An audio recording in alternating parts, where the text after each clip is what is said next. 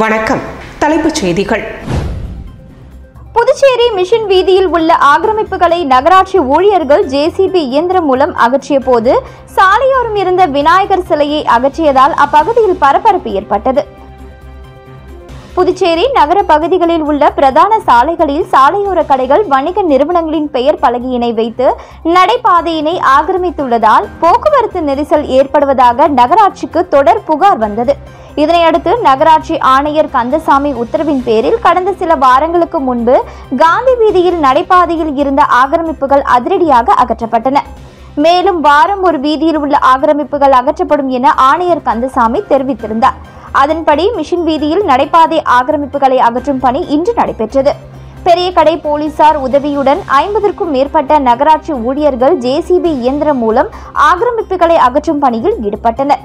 இதற்கு எதிர்ப்பு தெரிவித்து ஒரு சிலர் நகராட்சி அதிகாரிகள் ஊழியர்களுடன் கடும் வாக்குவாதத்தில் ஈடுபட்டனர். வாக்குவாதத்தில் ஈடுபட்டவர்களை போலீசார் அப்புறப்படுத்தினர். இதனிடையே கலவை கல்லூரி எதிரே உள்ள சாலை சந்திப்பில் ஆட்டோ தொழிலாளர்கள் வைத்து வழிபட்டு வந்த விநாயகர் சிலையை நகராட்சி ஊழியர்கள் ஜேசிபி மூலம் அகற்றினர். இதனால் அப்பகுதியில் சிறு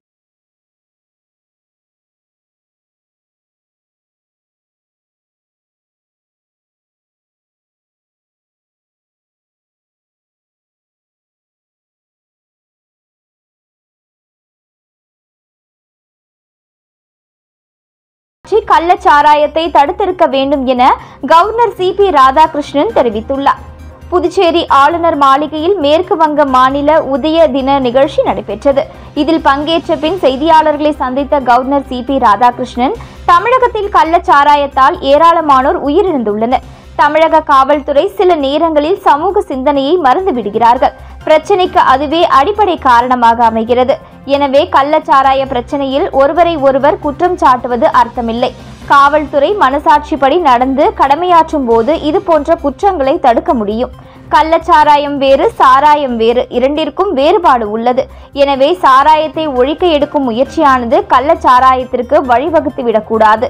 தமிழக அரசு காவல்துறையை முடுக்கிவிட்டு கள்ளச்சாராயத்தை தடுக்க வேண்டும். காவல்துறையில் தவறு செய்வோர் மீது நடவடிக்கை எடுக்க வேண்டும். புதுச்சேரியில் சாராய கடைகள் மூடும் திட்டமில்லை என்றார்.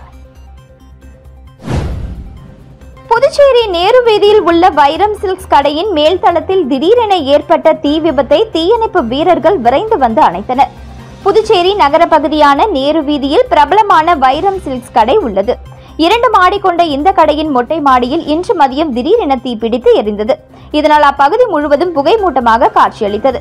இதனால் அதிர்ச்சியடைந்த ஊழியர்கள் பெரியகடை காவல் நிலையத்திற்கும் தீயணைப்பு துறையினருக்கும் தகவல் அளித்தனர். அதன் பேரில் தீயணைப்பு துறை வீரர்கள் விரைந்து வந்து மொட்டை மாடியில் இருந்த தீயை தண்ணீர் பீச்சி அடித்து அணைத்தனர். இதனால் அப்பகுதியில் சிறிது நேரம் பரபரப்பு ஏற்பட்டது. இந்த தீ விபத்து குறித்து பெரியகடை போலீசார் வழக்கு பதிவு செய்து விசாரணை மேற்கொண்டு வருகின்றனர். விசாரணையில் மொட்டை மாடி கடையில் இருந்த குப்பைகளும் தேவையில்லாத பொருட்களும் எரிந்தது தெரியவந்தது. சுற்றுலா வளர்ச்சி கழக சீனியர் கேட்டரிங் மேலாளருக்கு சட்ட விதிகளுக்கு அப்பாற்பட்டு துணை பொது மேலாளர் பதவி வழங்க நினைக்கும் சுற்றுலா வளர்ச்சி கழக மேலாண் இயக்குநருக்கு பொதுநல அமைப்புகள் கண்டனம் தெரிவித்துள்ளது. இது தொடர்பாக செய்தியாளர்களை சந்தித்த தமிழர் களம் மாநில செயலாளர் அழகர், புதுச்சேரி சுற்றுலா வளர்ச்சி கழகத்தில் சீனியர் கேட்டரிங் மேலாளராக பணிபுரியும் ஆஷா குப்தா ஆளுநர் மாளிகையில் சாதாரண பணியாளராக பணியில் சேர்ந்த இவருக்கு 25 ஆண்டுகள் ஆளுநர் மாளிகையில் அதிகார தோரணையில் இருந்து வந்தார் என்று கூறிய அவர் பல ஆளுநர்களை கையில் வைத்துக்கொண்டு 350 கோடிக்கு மேல் சம்பாதித்துள்ளதாக குற்றம் சாட்டினார்.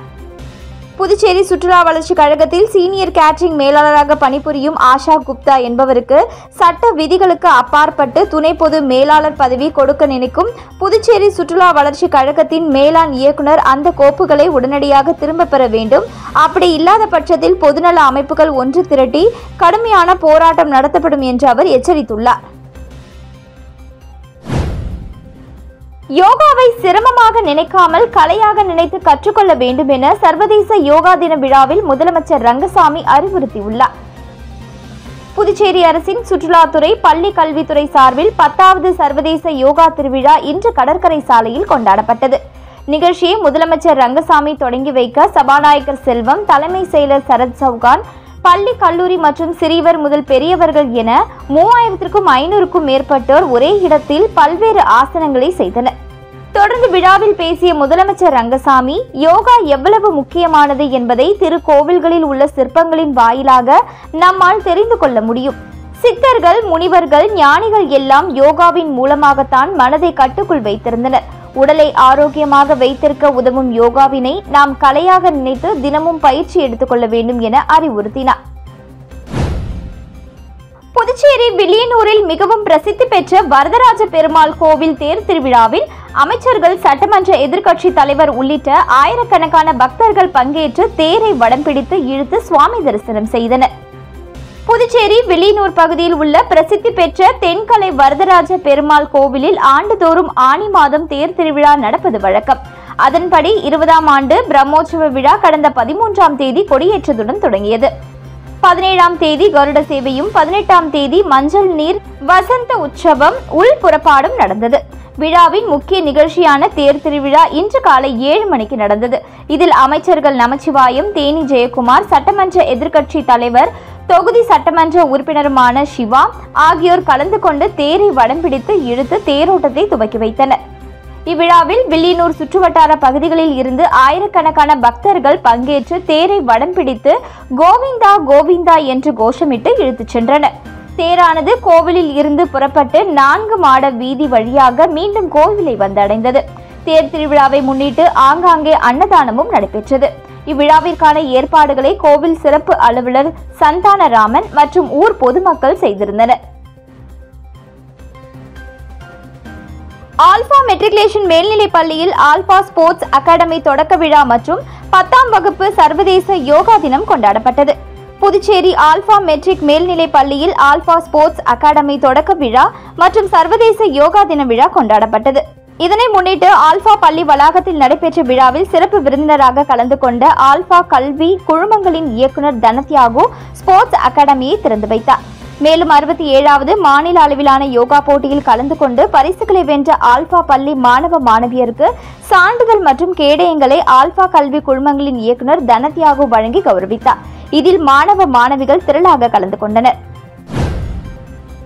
புதுவை மாநிலத்தில் 18,779 மீனவ குடும்பங்களுக்கு நிகழாண்டுக்கான மீன்பிடி தடைக்கால நிவாரணத்தை முதல்வர் ரங்கசாமி வழங்கி தொடங்கி வைத்தார். புதுவையில் ஆண்டுதோறும் மீன்களின் இனப்பெருக்கத்திற்காக ஏப்ரல் 15ஆம் தேதி முதல் ஜூன் 15ஆம் தேதி வரை மீன்பிடி தடைக்காலம் அமல்படுத்தப்படுகிறது. இந்த தடை காலங்களில் மீனவர்களின் வாழ்வாதாரத்தை கருத்தில் கொண்டு மீன்வளத்துறை சார்பில் மீனவ குடும்பங்களுக்கு தலா 6,500 ரூபாய் வழங்கப்படுகிறது. நிகழாண்டில் மீன்பிடி தடைக்காலம் நிவாரணம் 18,779 மீனவ குடும்பங்களுக்கு வழங்கப்படும் என அறிவிக்கப்பட்டிருந்தது. அதற்கான மீன்வளத்துறை 12.20 கோடி ரூபாயை ஒதுக்கியுள்ளது.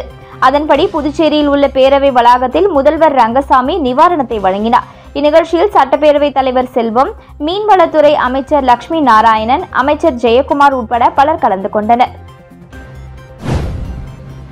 காரைக்காலில் சர்வதேச யோகா தினத்தை ஒட்டி நடைபெற்ற யோகா நிகழ்ச்சியில் 1000க்கும் மேற்பட்ட மாணவ மாணவிகள் பங்கேற்றனர்.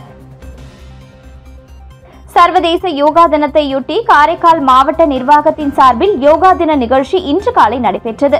காரைக்கால் மாவட்ட உள் விளையாட்டு அரங்கில் நடைபெற்ற இந்த நிகழ்ச்சியில் காரைக்கால் மாவட்டத்தில் உள்ள அரசு மற்றும் தனியார் பள்ளிகளைச் சேர்ந்த மாணவ மாணவிகள் 500க்கும் மேற்பட்டோர் கலந்து கொண்டனர். இந்நிகழ்ச்சியில் கலந்து கொண்ட அமைச்சர் திருமுருகன், மாவட்ட ஆட்சியர் மணிகண்டன், காவல் கண்காணிப்பாளர் சுப்பிரமணியன் உள்ளிட்ட அரசு அதிகாரிகளும் யோகா பயிற்சி மேற்கொண்டனர். நிகழ்ச்சியில் மாணவ மாணவிகளுக்கு பல்வேறு விதமான யோகாசனங்கள் கற்றுத்தரப்பட்டன. அரியாங்குப்பம் பகுதியில் அனுமதியின்றி வைக்கப்பட்டிருந்த பேனர்களை அகற்றிய நகராட்சி ஊழியர்களிடம் அரசியல் கட்சியினர் வாக்குவாதத்தில் ஈடுபட்டதால் பரபரப்பு ஏற்பட்டது.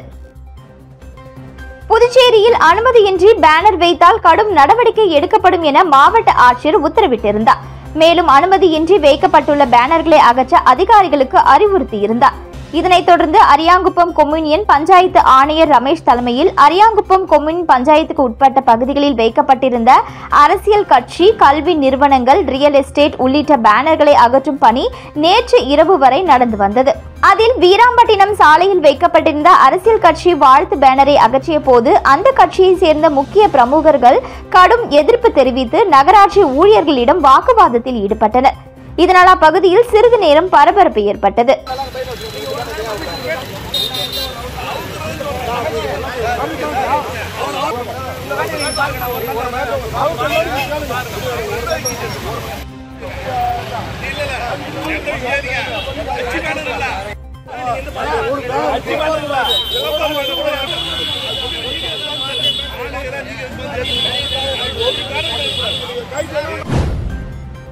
புதுச்சேரியை அடுத்த திருச்சிற்றம்பலம் ஊராட்சி மன்ற தலைவர் வெங்கடேசன் தனது பிறந்த நாளை ஒட்டி துப்புரவு பணியாளர்கள் 100 நாள் பணியாளர்களுக்கு உணவு மற்றும் நலத்திட்ட உதவிகளை வழங்கினார். விழுப்புரம் மாவட்டம் வானூர் தாலுகா திருச்சிற்றம்பலம் ஊராட்சி மன்ற தலைவராக இருப்பவர் வெங்கடேசன். இவர் இன்று தனது பிறந்த நாளை ஒட்டி ஊராட்சி மன்ற அலுவலகத்தில் பணியாற்றும் துப்புரவு பணியாளர்களுக்கு இனிப்பு மற்றும் பிரியாணி வழங்கி அவர்களுடன் தனது பிறந்த நாளை கொண்டாடினார். அதனைத் தொடர்ந்து திருச்சிற்றம்பலம் ஊராட்சிக்கு உட்பட்ட வட்டார வளர்ச்சி அலுவலகம் பின்புறம் உள்ள ஏரியில் 100 நாள் வேலை செய்து வந்த பெண்களுக்கு தன்னுடைய பிறந்த நாளை ஒட்டி மதிய உணவாக பிரியாணி மற்றும் இனிப்பு வழங்கினார். ஊராட்சி மன்ற தலைவர் வெங்கடேசன் பிறந்த நாளை ஒட்டி அவரது ஆதரவாளர்கள் பல்வேறு பகுதிகளில் ஏழை எளிய மக்களுக்கு நலத்திட்ட உதவிகளை வழங்கி கொண்டாடினார்கள். ஊசுடு தொகுதிக்கு உட்பட்ட குருமாம்பேட் கலையரங்கம் அருகில் நடைபெற்ற 10வது சர்வதேச யோகா தின விழாவில் அமைச்சர் சாய்ஜி சரவணகுமார் கலந்து கொண்டு யோக ஆசனங்களை செய்து அசத்தினார். நாடு முழுவதும் இன்று உலக யோகா தினம் கொண்டாடப்பட்டு வருகிறது. அதன் ஒரு பகுதியாக 10வது உலக யோகா தின விழா ஊசுடு சட்டமன்ற தொகுதிக்கு உட்பட்ட குருமாம்பேட் கலையரங்கம் அருகில் நடைபெற்றது. இந்நிகழ்ச்சியில் சுமார் 500க்கும் மேற்பட்ட அரசு பள்ளி மாணவ மாணவியர்கள் பங்கேற்றனர். இதில் ஊசுடு தொகுதி சட்டமன்ற உறுப்பினரும் அமைச்சருமான சாய்ஜி சரவணகுமார் கலந்து கொண்டு யோக ஆசனங்களை பற்றியும் அதன் நன்மைகள் குறித்தும் விரிவாக எடுத்துரைத்தார். தொடர்ந்து பள்ளி மாணவர்கள் மத்தியில் யோகாசனங்களை செய்து அசத்தினார். இதில் யோகா மைய நிறுவனர் பிரகாசம் செயல்முறை விளக்கம் அளித்தார். இந்நிகழ்ச்சியில் சேதராப்பட்டு, கூடப்பாக்கம், தொண்டமாநத்தம், பிள்ளையார்குப்பம் ஆகிய பகுதிகளில் உள்ள அரசு பள்ளி மாணவ மாணவிகள் திரளாக கலந்து கொண்டு யோக ஆசனங்களை செய்தனர். இத்துடன் செய்திகள் நிறைவடைந்தன. வணக்கம்.